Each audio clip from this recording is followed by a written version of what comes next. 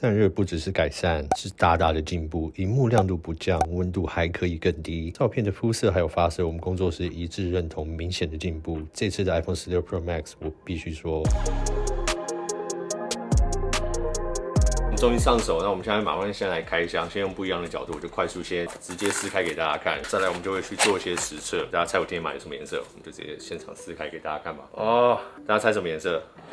今年是比较亮啊，3、2、1，买白色，又回到白色。因为其实它的手机壳搭配上，在拍的时候会好拍很多。有时候深色的壳，你大家知道手印啊，或者什么在透明壳上面的话，它会比较明显。那当然，钛金色没有像黑色啊，或是其他的深色这么明显，但是多少还是会看到。那另外我自己就是本身还是觉得，就是白色手机就是百搭，搭什么手机壳，透明壳、皮革壳，什么颜色的壳，基本上里面是白色，大部分都不会出错。那我们就把前面撕开给大家看，跟上一代好像看不出什么差别。那这边有多了这个快门按钮，我们现在就是会快点直接开始先设定，然后去外面做测试，然后先给大家看一下我们开始的这个电池容量是多少。我们跑完一天，我们再跟大家说最后这一天测试完的电池容量是多少。现在看起来是还满满的。今年的白我觉得是有点偏比较冷色调的白齁，好像前几年有一年会有一种比较暖白，但是他们今年是有点冷白的感觉。那我觉得是还算好看。我们就快速来看一下这个相机设定钮。好，我们就这样展示给大家看一下，可能会比较清楚一点哦。那你这样的话，你长压，它就进入这个相机的画面。那相机的画面其实这个钮最大的作用就是它可以做很多不同设定的调整嘛。其实我觉得它这个触控感应算是非常的灵敏。那有人说好像没有那么清楚说到底什么时候是轻压，什么时候是重压。我刚自己压了很多次，我都觉得非常的清楚，可以感觉到什么是轻压跟重压。看我这样轻轻按，它基本上就是说你可以直接进行去调整。那我刚是把它调成这个滤镜的部分。那如果我再按2下。那这个就是轻压，它不是真的实体按下去，所以你看我刚刚的按压是非常的灵敏，非常清楚，就是说它这样点2下就可以换不同的设定。那这边的设定是指的说呢，你在调整这个设定之后，比如说左放，那你再轻压一次，那它就变成这个画面。那你之后在滑动的时候，就是变成操控的是你刚刚设定的部分。所以我觉得它是非常直觉哦。那我再按2下，还有一样回到这个画面。所以你的逻辑就是这样啦，你轻按2下，然后它的回馈感是一个它里面这个振动器的回馈感，我觉得这是非常清楚跟非常明显。按2下，然后它进到这个画面，然后就可以调整说你现在要它设定的这个滑动的钮是什么，然后你再轻按一下，它就回到这个画面，所以是非常简单。那下一个呢，就是这个摄影风格档哦。那其实你可以从这边上面画面这边进去，那或者是你可以从下面这边，像我刚刚这样向上滑进去。那我们到时候相机会再做一个比较细节的教学导览，因为这一次相机更新的地方还蛮多。那你这边就有很多不同的模式可以选，标准、鲜艳、自然、梦幻，就非常非常多可以让你选。那重点是你进来之后呢，它又有不同的这些调性可以让你去调整。理解说它这个逻辑就是往上就是更亮，往右就是更鲜艳，你大概去理解这样的逻辑哦。那你在调整的时候就会非常清楚。你在调完之后呢，上面就会有一个参数，可以看到这个色调跟颜色它是怎么去跑的。那调色盘这个位置就是下面这个，就是它的调色盘。好，那下一个这个相机更新你要知道的点哦，你跑到录影这边，大家可以看到这上面有不同的选项。那这边有 HD 30帧、60帧、120帧嘛，那所以你现在不用再跑到慢动作的地方去拍到这个120帧，然后你可以保留更好的画面，或是你可以开到4K 120帧。但如果你今天想要拍一些 log 的模式啊，你就要回到它的设定档里面，像这边相机的地方，录影的格式，这边可以开启，看你要不要开启 Apple ProRes。那这就看自己要怎么编码要怎么去调 lock 档还是 HDR。再回到录影的时候，里面就会有一个 ProRes 的画面出来，然后就可以开启。好，那我们现在直接进入到下一款，就是我个人最在意的相机部分。那我们等一下最后再来测试发热，让我们先去外面拍一些照，跟前一代做一些比较。大家是否都已经收到你的 iPhone 16或者即将到手了呢？想必大家都已经开始寻觅你的手机壳了吧？那我们平常在挑手机壳的时候，最在意就是防摔还有它的功能性。今天要来介绍防摔还有功能性兼具的 Mac Easy 手机壳，那分别就是 Odyssey Stand M 超军规防摔磁吸支架手机壳，以及 Mac Stand 360M 磁吸旋转支架防摔手机壳。这两款呢都有360度可旋转支架设计。Mac Easy 的支架呢可以360度旋转，看不管你是要直立办公随时追踪的讯息，或是吃饭的时候想要横摆追剧也都没有问题。整个也是无段式的调整可以让你自由调整到你要的角度。那同时这个支架它也是 MagSafe 的磁圈，也支援所有 MagSafe 的充电配件，而且磁吸是非常的稳固。这是 iPhone 16上的新按键孔，上面有特别加大的挖孔设计，操作上更加方便。那再就是买新手机最重要的防摔 ，Odyssey Stand M 超军军规防摔17支架手机壳，相较去年又更升级了，防摔能力超越军规防摔认证，最高可以承受20英尺的高空摔落，大概是接近2层楼高左右。内部呢还有 TPU 的蜂巢式结构，加上4个弹性防摔边角的设计，手机可以全方位的保护。那在材质设计上面呢，采用原厂同等级的航太级铝合金和细致的仿皮革刻纹，除了照顾到手感之外呢，视觉上也会呈现高级的光泽感。而另一款 MaxStand 360M 磁吸旋转支架防摔手机壳，它的防摔高度高达16英尺，那也是超越军规的标准。那设计上呢，整个是走比较简约的风格。那除了全透明的款式之外，其他颜色走雾透背板的设计，完美搭配你的 iPhone 16 Pro 颜色。整个边框啊及颜色啊，还有质感都完美的与 iPhone 相配。整体的边框设计包覆性很好，轻便的同时呢，又有加高镜头保护框来保护最重要的相机。那最后要介绍的呢，就是 Lens 蓝宝石镜头贴。它每组镜头贴呢都有对位神器，放在上面就能精准对位到镜头的位置，就算是自己在家贴也不用担心贴歪。镜头贴呢使用 TI64钛合金制成，连设计质感和新机的原色非常相配，采用了独家的真空镀膜技术，质感更升级。总共拥有3层镀膜，分别是2层的抗反光镀膜，加上1层的抗指纹镀膜，确保拍照时不会模糊反光，还能减少指纹残留。实际通过 SGS IP68 防水防尘的测试，如果镜头贴1年内破裂，还能免费更换1次。赶快到 Mac Easy 的官网选购吧！别忘了使用我们苹果贴独家提供的92折折扣码 APPLEDAD， 我们链接会放在资讯栏喽。好，我们现在实际拿出来使用，我们先来看一下现在的这个电池容量是大概74% 左右，所以我们刚中间还有拍一些片花。那我就觉得试用这个相机，然后要感受这个快门钮到底怎么样，我觉得就实际拿出来做实拍，这样最准。然后看我实际拍起来的感觉怎么样。像我刚刚讲，我觉得它的触控这个地方是非常的灵敏，而且我觉得它在左右切换的时候，它不会让你觉得不小心会去滑超过的这种感觉。那这个地方你可以感觉出来，就苹果在界面上面 UI 上面的这个设计真的都是有他们一贯的风格。那再来的话，我可能直接做切换，然后我觉得它每一格在切换的时候，我自己感觉是比我先前就是用手去滑的那种方式还要再好一点。因为这个画面我很容易就是不小心滑掉，但是如果现在换成这样的话，我自己觉得它是更精细、更精密。然后你在轻压的时候，你可以感觉到它的震动回馈，然后你可以看它整个画面的界面，它会有一个滑动跳动的感觉。然后按2下的话，你就可以直接进入这样的画面，就可以设定它缩放啊，设定它的像。那目前啦，他们是说还没有气压去对焦的这个功能，后来可能之后会有软体更新，或可能会有，或者在其他第三方的 App 可能会支援这样的功能。那我们直接来拍一些照试试看。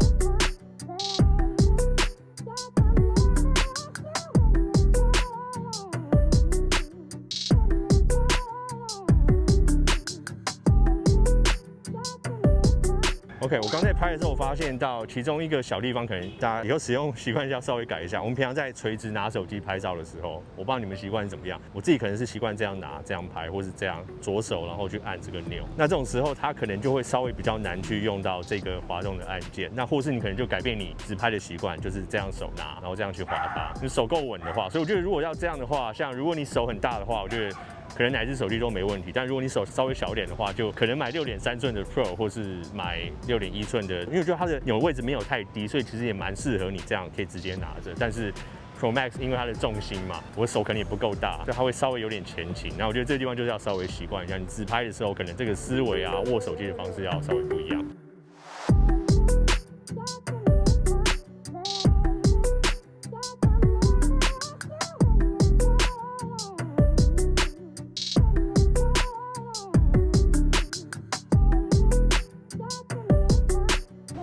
我觉得大家其实现在更容易去调到你觉得说，即使这个场景可能整个你都很喜欢，但是可能肤色方面你不满意的话，那像我们可以借由这一点，就是去细调、去微调，就不只是整个画面，因为有时候我们拍照，但重点就是在人上面嘛。你要拍到你的家人，你要拍到你的老婆啊、女朋友、男朋友什么的话，再一个是他看到这张照片觉得肤色好不好看，那这种时候你都可以去微调。那甚至说我们随便拍一张，拍完之后，然后这边就直接回到这边，它这边就有一个风格档。那风格档你就可以直接开始，不管你是要从标准去调整，或是把它调到旁边琥珀色、金色、玫瑰金、自然，这些都可以让你去调。那我觉得往右这边是整个画面比较大的风格的调整。那你细调嘛，这边啊，如果你越往上越浓嘛，越亮越浓是越往右上，越往左下是越深。那同时下面这个表，你看这个对整个色温都有很大的影响。然后我们这边去调这样的色调，拷贝编辑项目。风格，所以基本上风格档的修改你可以直接贴上去。所以或许你今天如果在 AirDrop 的时候，你保留原档传编辑的这个内容给人家看的话，比如说你今天可能在两个都用苹果，然后你用 AirDrop， 大家都是要用16的情况下，可能调好一个风格档，你们大家一起去旅游，那你就说这个风格档调得很好看，那大家在同一个地方拍的，你就调完之后 AirDrop 给人家，保留所有的编辑项目，那或许这个风格档就变成是一个滤镜的标准，大家就可以直接贴在他所有的照片上面。所以这个其实很方便，而且我觉得会改变很多使用的方式。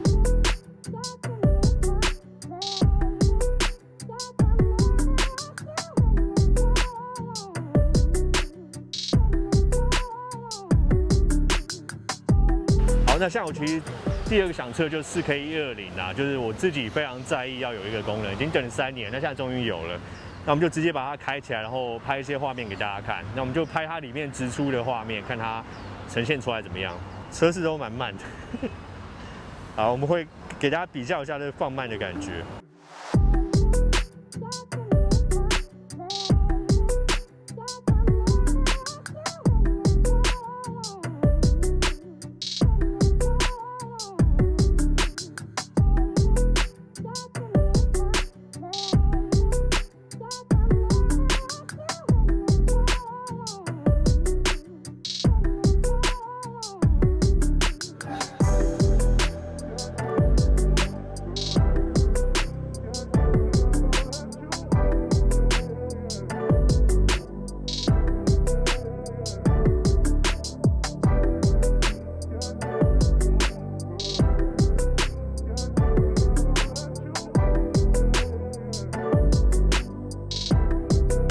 好，那我们现在就分别，我们用我们的相机用麦克风来收音，然后再用我们这个 iPhone 16 Pro Max， 然后用它的上面的相机来收音。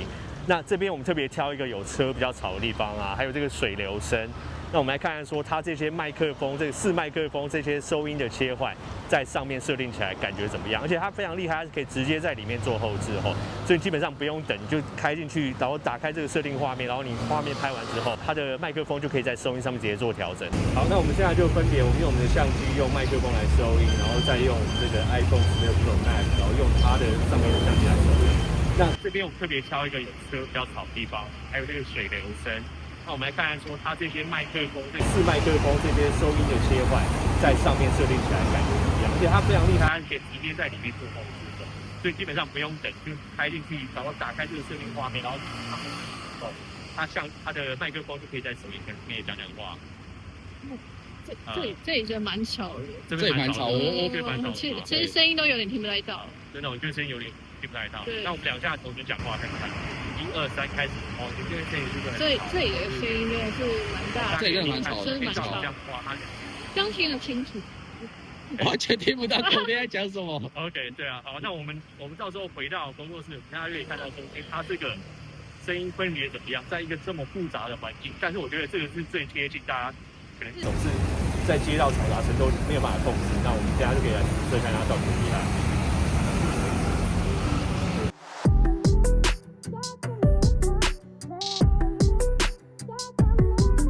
好，那再来就是大家或者我自己最重视的这个散热测试的环节后，大家可以看到我们手机起始的温度是大约24、25度，一般室温啦，然后它就显示在那边的温度，那我们就可以开始来测。那我们就一样拍摄4K 60帧，然后 HDR 的影片15分钟。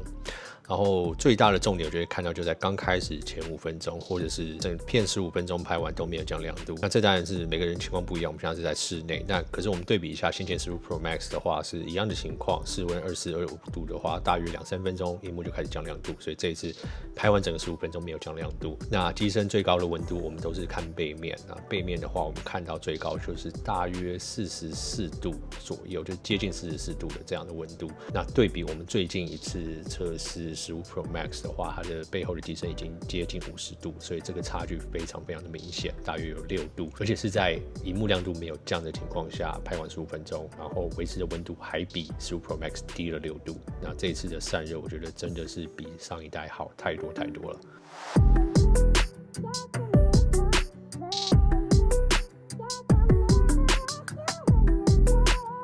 那回来一天初步分享一下目前的电量，收到时是84%。我们没转手机，因为会耗电和耗能，所以直接设定空机开始拍。出门拍摄影片是从74% 开始，拍1小时拍几十张照片，好几段 4K120 的影片，户外温度35度的状况。那我每次开箱都是碰到大热天，但刚好很适合帮大家测试这个极限。那1小时后还剩下54%，回来再拍摄很多的片花、操作画面、展示麦克风消音、散热测试拍摄 4K60 15分钟。那现在剩下29%，那这当然是在我们一天高强度测试大概7小时左右。当然呢，空机里面没有档案，没有 iCloud 备份，但是我还是要说这样的表现算是非常的棒。那总结我必须说，我没想到这次会那么满意，因为我们在现场在外面拍摄的时候，2只萤幕外面比对后，除了一些冷暖色调的差异外，我看不太出来它的好坏。但回来拿到电脑上面看，我知道画素一样，感光元件差异也不大，镜头也是，但拍出来的照片真的讨喜很多。肤色上的演绎，我们都是呈现直出的而已我们没有特别调色。那这个部分光是这样我就已经很满意。那加上回来玩一些微调的风格，我觉得如果要再调不出喜欢的色调，可能就很难。那重点是直出，我就觉得很棒了。那我知道有个超级大的重点就是 AI， 那我们目前还没有办法测试。那更新到 18.1 可以玩一些，但也不是完整版，也不是中文版。那这个部分我们可能要等到未来再来讲。那在我们讲这个麦克风的功能，一开始我也觉得好像还好，但是我们在那么嘈杂的环境测试下，我觉得对应日常旅游的使用者来说，马上把一个不可用的收音变成可用。那重点是你要听到你们自己的对话，因为那就是你们共有的回忆。那我觉得这样拍 vlog 来说呢，是非常的实用。那在 4K120， 我觉得直出的画面已经非常细致好用。那你真的要保留后置的范围，你可以再用外接硬碟拍摄 log。那我觉得一般人真的是不用，因为我们的使用情境这样拍摄出来的画质，我觉得没有什么可以挑剔。那你看我们在地下接口，那边的光源真的没有太好，但也是我们很多人日常旅游拍摄的时候会拍摄到的环境。有回忆你就是要直接抓拍了，哪里还管光源怎么样？但是呈现的画质我觉得还是很棒。4K120他们的快门速度要维持一定的水准，那这种时候室内光源常常会让画质减损很大。但是苹果的影片拍摄真的还是很厉害。那最后我最在意的散热如果你今天是进步了2-3度，基本上都给过，但是你在不降亮度的情况下还能降低6度，那这代表说在外面拍摄可以维持更久不降亮度，那我觉得这个是超大的进步。那这样同时呢，也显示长时间使用的稳定性还有体验感上面的改进，但它也会大大影响到它的续航。那结论就是呢，这次我真的很满意。我的计划是把家人的 iPhone 都一次换到 USB-C 的充电孔系列。那今年如果我们再来要测数字系列也是一样的表现，那我就会在今年把所有的旧手机卖一卖，帮全家都一起换过来。那稳定的处理器，我希望可以让他们很多年都不用再换机。如果你在考虑更换今年16 Pro Max， 那我觉得真的不用再去找降价的15 Pro Max 的，买新不买旧。那我们也都用一般日常